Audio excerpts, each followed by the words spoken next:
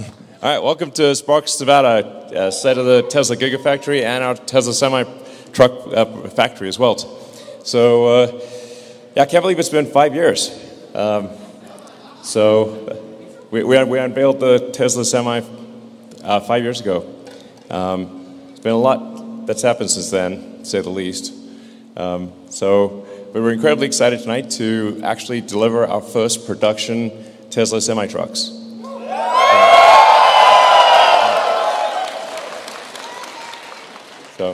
And it's right next door to the Giga, Nevada, our Gigafactory here, which produces the most number of battery cells in North America.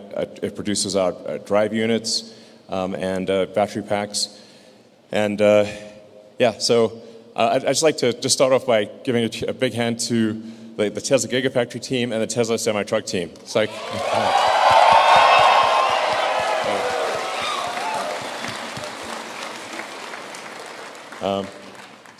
I think you've had a chance to tour the production line, so cool, right? Yeah, we're looking forward to actually delivering our first production trucks to PepsiCo. So this is going to be fantastic.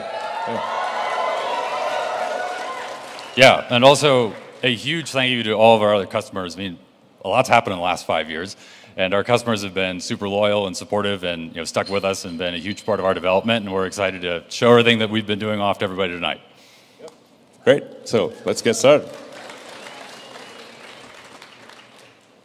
Yeah, so... yeah, sorry for the delay.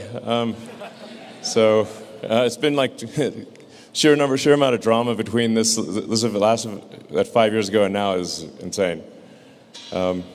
A lot has happened in the world, but here we are, and it's real. So,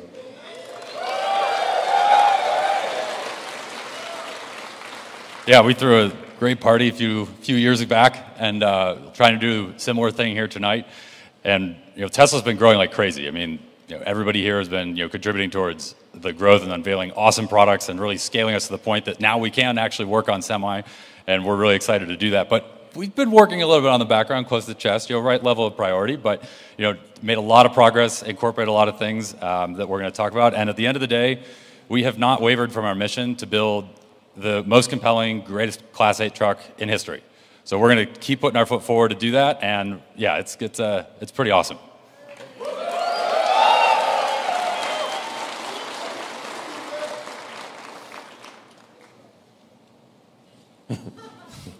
So people might wonder why build a semi-truck?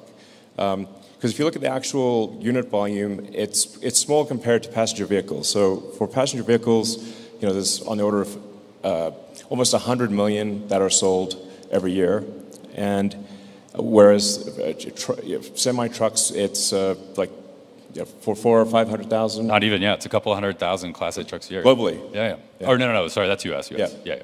So in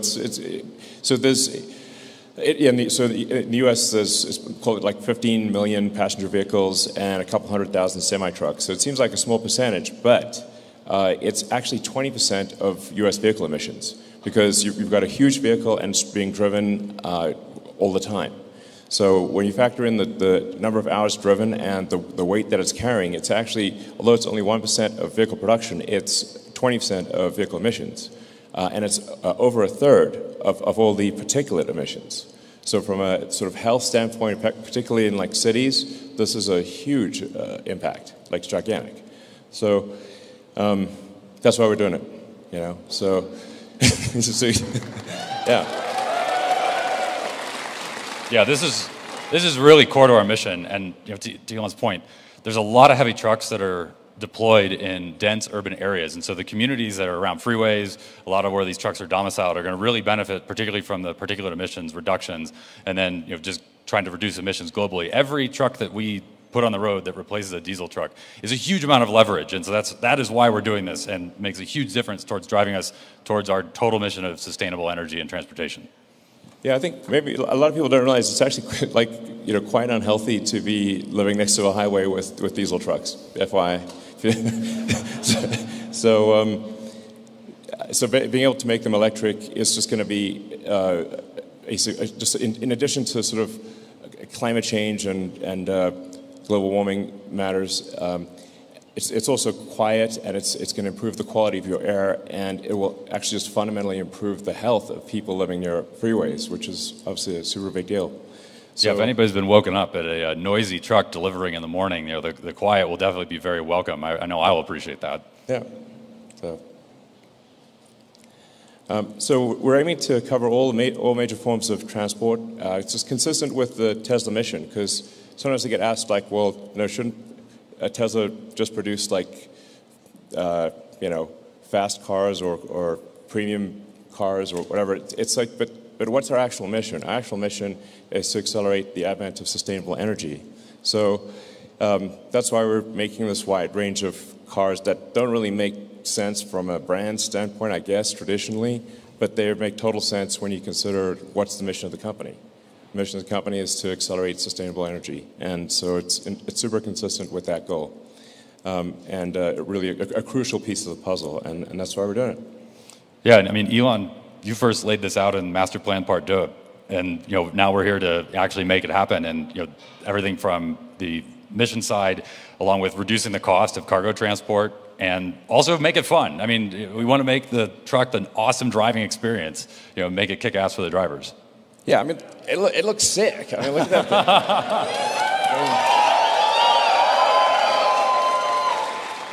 I mean, you want to drive that. I mean, that thing looks like it came from the future.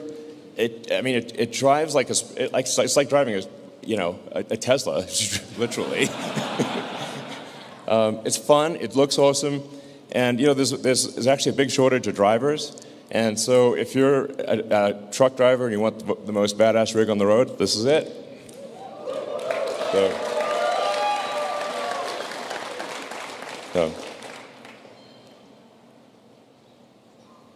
Yeah, that's it. It's a beast.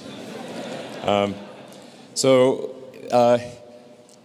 Tesla, we don't make slow cars.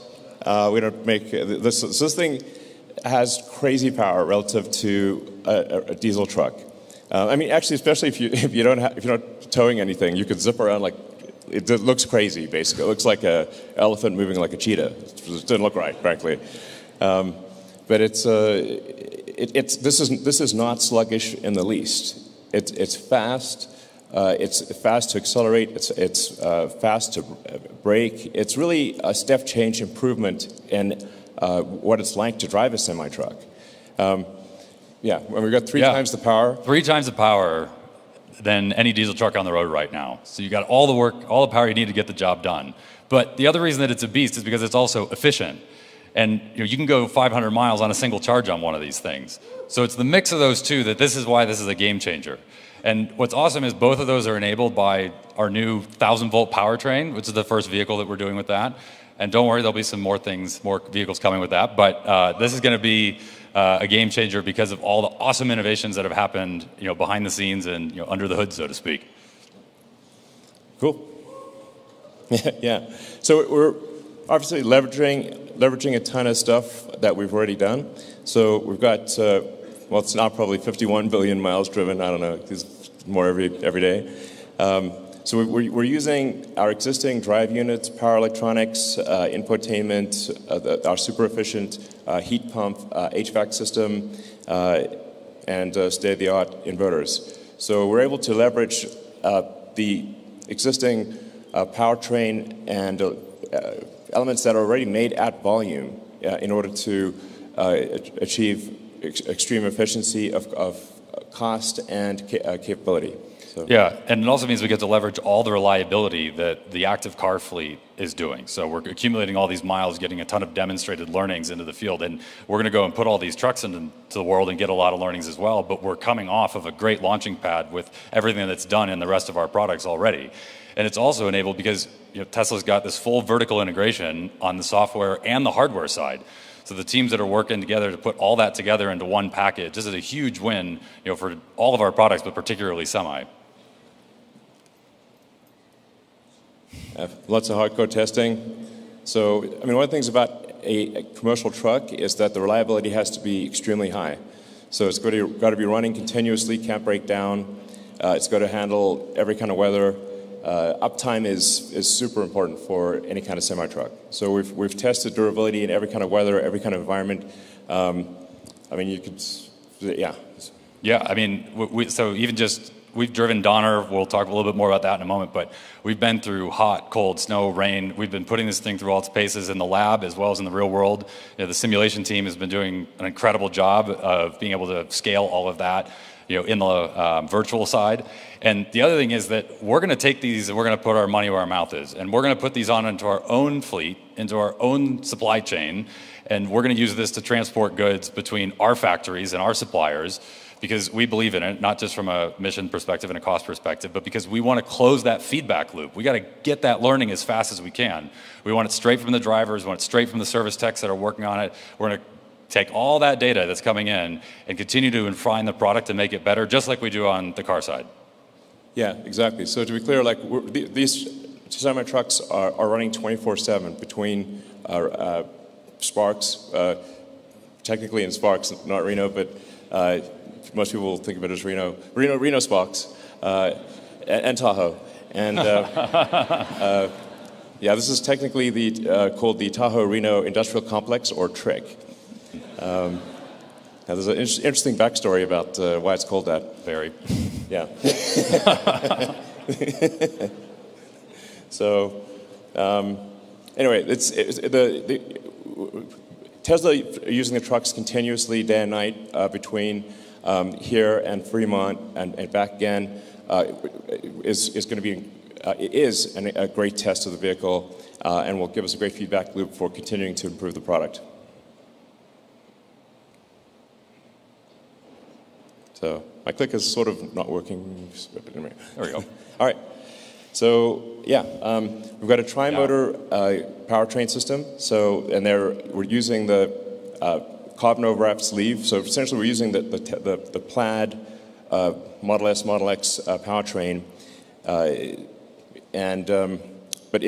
we're actually enabling the two of the drive units to actually disconnect. So that they're not free spinning, so the efficiency is actually much greater in cruise. Yeah, this is really unique. I mean, we're going with a tri-motor system. One of them is constantly engaged, so that's for maximum efficiency. You're getting on a highway, that's doing the bulk of the work, and it's operating at the peak efficiency point of the entire drivetrain. And then the other two units are for torque and acceleration. So when the driver needs it to get their job done, whether that's getting out of a loading dock or it's on the road, they need to pass somebody, you're tackling a grade, you have the torque and power to do it. And the cool thing is that these are clutched automatically, so no driver input needed, but it's also seamless.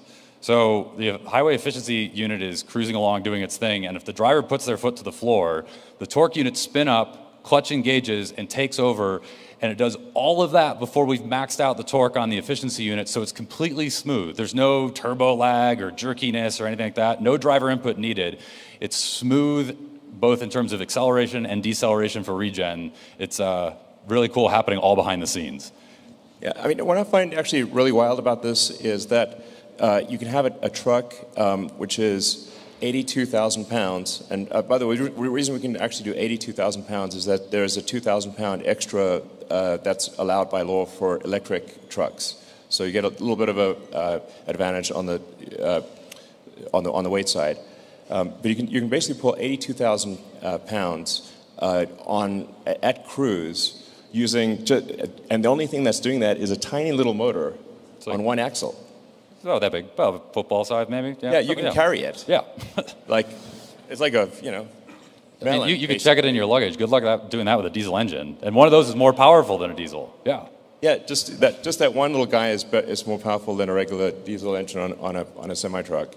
But I find it like amazing that this enormous thing can be pulled by something that you could carry in your hands. It's like, wow, that's power density. Yep. Yeah.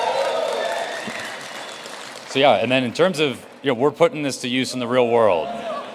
Yeah.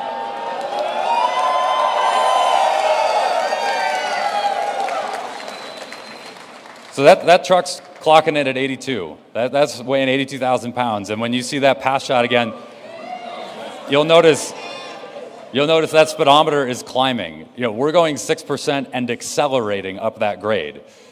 Yeah. This is where it comes in. Yeah, it's really it's like driving a normal car, not like driving a truck. It's just that you're moving 82,000 pounds. Yeah. Yeah. So any highway grade you come across, you can tackle at speed. Yeah. You know, there's no compromise. No slowdown. Nope. And the other beauty is that you've got all this power going up, but you also have it going down. And what that means is you've got regenerative braking. So rather than using a Jake brake or engine braking like a diesel truck does, where you have to worry about hitting your shifts. If you miss a gear, you're onto your brakes and potentially in a runaway situation. You don't have to worry about any of that. There's no shifting, no nothing. And so the regen recaptures all that energy as you're going down these grades. But on top of it, it also is a safer system for not just the driver, but everybody on the road, because there's no gear to miss. Yeah. I mean, just it's worth reemphasizing that point.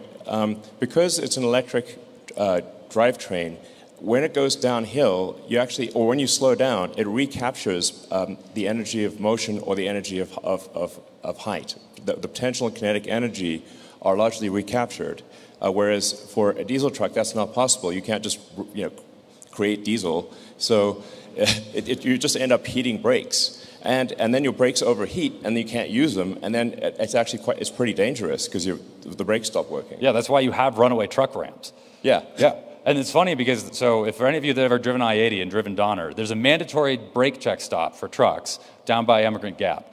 We've done this, and it's really funny because we'll go over the grade, we'll come down, and we just kind of pull to the side, and we're like, well, there's nothing to check. We've never used the things, and we just keep driving. Yeah. Yeah. And we get to the bottom of the hill, we have cold brakes. Yeah. That's like mind-blowing in the trucking world. So it's like insane, basically.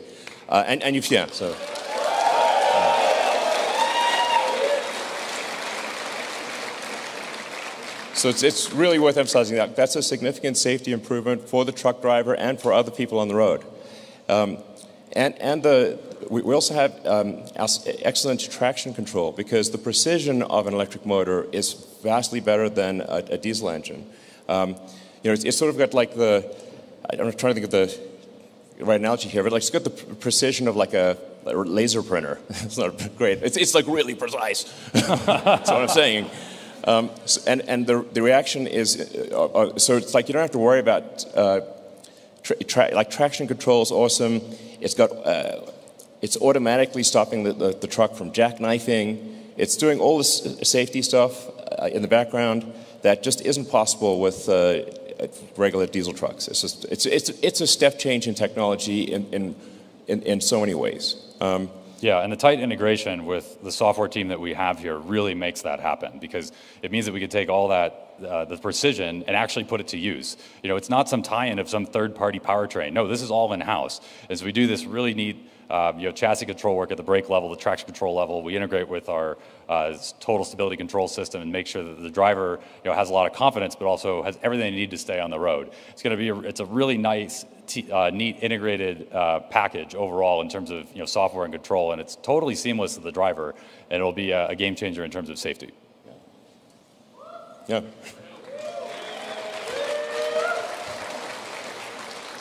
So we talked power. You want to talk efficiency? Yeah, absolutely. Some people out there say it can't be done. I don't know who might say that, but I've heard rumors. So we just did it. Yeah.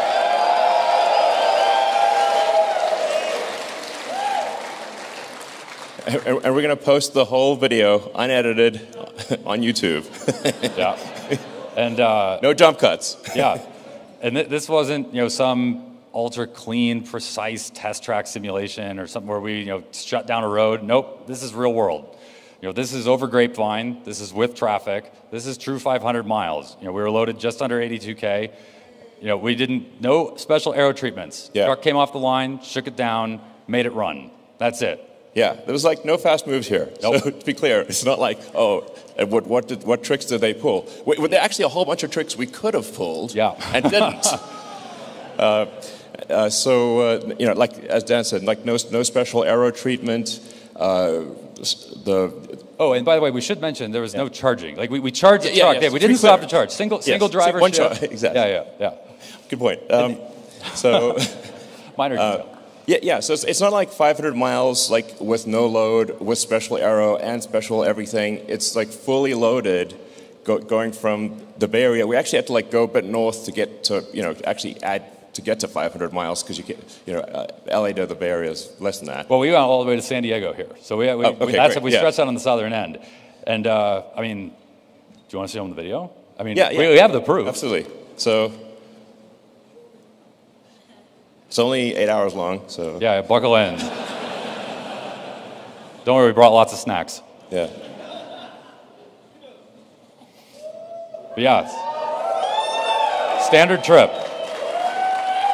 Down the 5, up Grapevine, through LA, traffic, construction.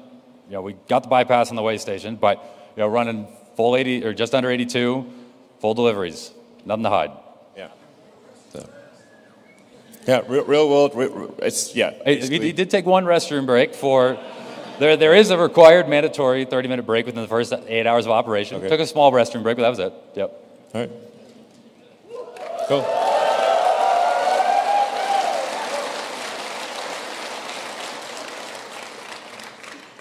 So aerodynamic efficiency obviously matters a lot, and you can see it's shaped like a bullet. It's really aerodynamic, and that helps a lot. As we get less than 2 kilowatt hours. 2 kilowatt hours a mile. Yep. So and that's the name of the game is efficiency there. Yep. Yep. So. Yeah, I mean, it's really efficient in every way. And I mean, the team's done a lot of awesome work. I mean, we went into the wind tunnel with this really cool model, rolling road, the whole 9 yards, and pulled in a lot of learnings and all of our features from the car side that give us such great real-world efficiency there. And really want to make sure that the truck and the trailer have to work together. This is a combination. This is not just the truck. If you optimize one, you actually might disrupt the whole combination. And so we spent a lot of time, both virtually, but also in the wind tunnel to make this happen. And really some next level engineering to of everything they had to do there. And it means that we've got a really efficient truck. Yeah.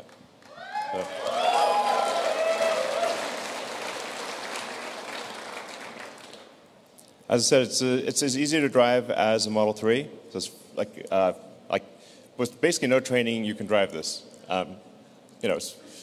You have to think bigger when you're driving it, but it's not hard to drive. It's really easy. And we put the seat in the center for max visibility. Low floor, you can stand up in the cabin. Yeah, and that's actually like a really big deal. I mean, you're a tall guy, Elon. You're able to stand up just fine. And nice thing is that if you're a truck driver and you're out during the day and it's cold, it's snowy, whatever, you can get in and this isn't a sleeper cab. This is a day cab. You can still stand up and you can shed your jacket, put it on the wall, all in the comfort. You can put your coveralls on while in the cab. So if you have to go do a dirty job, you can do that comfortably as opposed to being out in the elements. So that's that level of space is unheard of. And we were able to do that with some pretty innovative packaging. And on top of it, there's plenty of cargo storage. For drivers who need to bring any tools, other equipment along. And not to mention, we've got the plugins, the wireless charging, everything they need on the electronic side as well. Yep.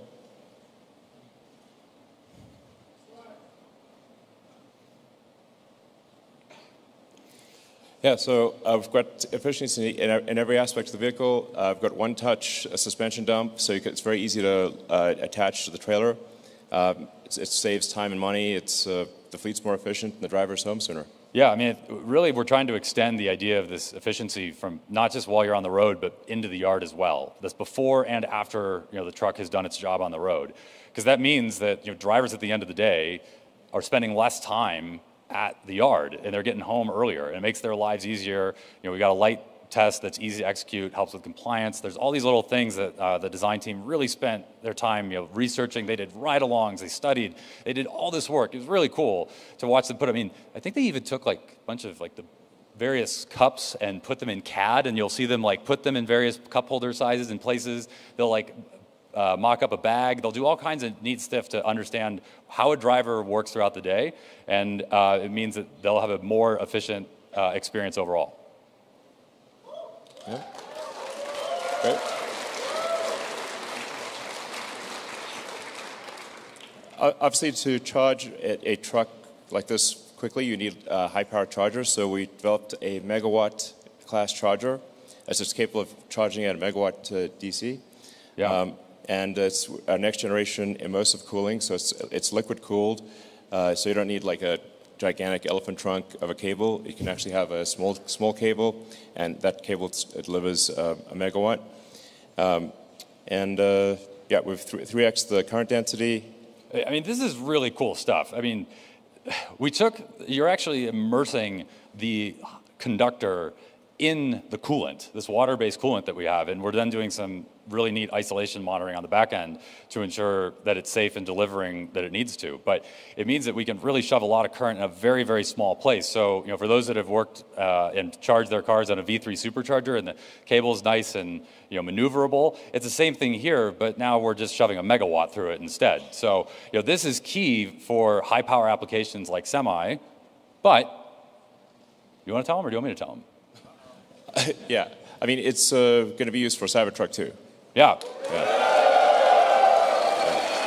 So this is coming to our superchargers next year. Yeah. Yeah.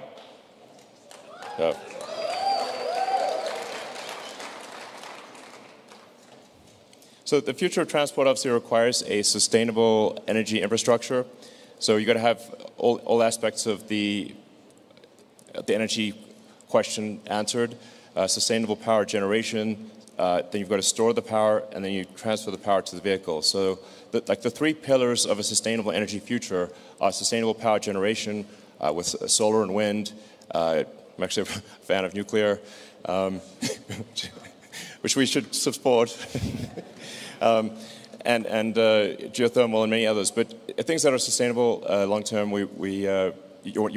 But things like wind and solar are intermittent, so you have to have the battery pack to store the energy, so when the wind doesn't blow and the sun doesn't shine, you still have energy. And you can also buffer the power so you're not overloading the grid with spike loads.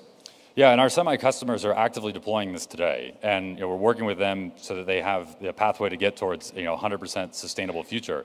But we have all of this at our disposal, commercial solar and Megapack, and the Megapack is great because not only can it do things like peak shaving or some of the other energy modulation, but it also provides a form of redundancy and backup. I mean, if we're going to ask a fleet to take on these trucks and run them, they need to ensure that they're going to be able to charge them and keep their fleet running in the event of a power outage, and that's one of the things that we can do with the Megapack on site as well. All right. So, and post deliveries are now. Yeah.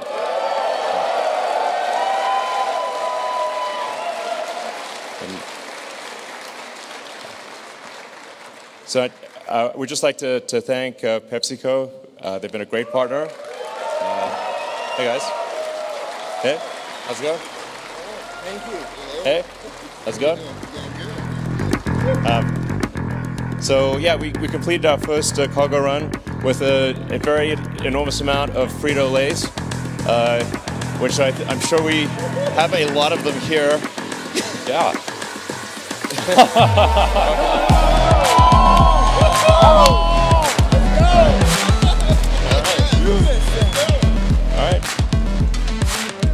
And yesterday, we were actually able to complete our first delivery, compliments of Frito-Lay. We took a truck down to their Modesto factory from here, and one of their drivers, we delivered the truck, they took it over, and they brought back a load of snacks for everybody here to enjoy tonight. Yep. So, big thanks to Kirk and Steven. Yeah. Do you guys want to say anything? Yes. Okay. All right. Look, nothing like this happens without amazing people. And so I just want to thank the people that spent countless hours to make this a reality. That's it. The people. That's it. I just want to echo, I know a lot of work went into it, and this is fantastic. We're thrilled about the delivery today, so thank you. Yeah, thanks for letting us be a part of this. Thank you so much. Appreciate you. Thank you. Yeah, thank you, Dan. Thank you so much. Yeah. Outstanding. All right. All right. So, thank you all. Thank you all for coming. It's been a long journey, a long 5 years, but this is going to really revolutionize the roads, and I think make the world a better place in a meaningful way. So, thank you for your support through all the years.